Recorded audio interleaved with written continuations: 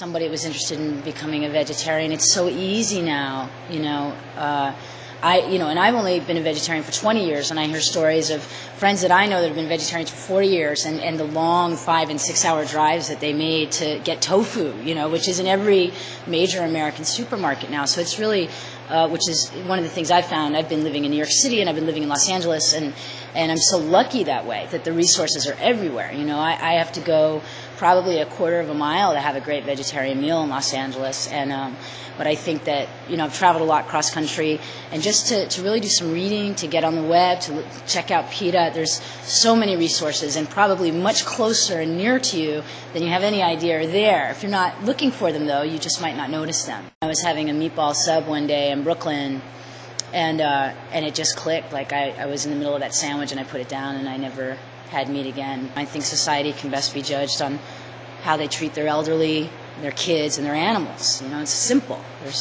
But if that's not something that resonates with you, think of world hunger, and think of the rainforests appreciating, and think of global warming, and all these things can be traced pretty powerfully to eating meat. And if you just cut down or tried it, you might find that you love it.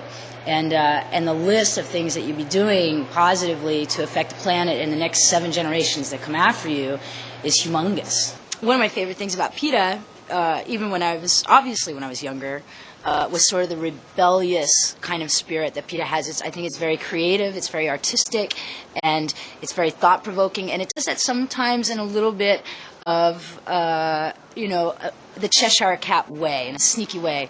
There's a rock and roll spirit to PETA that I've always personally really adored and resonated with, and I think that spirit is alive and well there. There's just the tiniest little bit of a challenge in a sort of an advertising way, just sort of like, hey, pay attention, hey, stop for a second, and I love that. I love that ruckus attitude.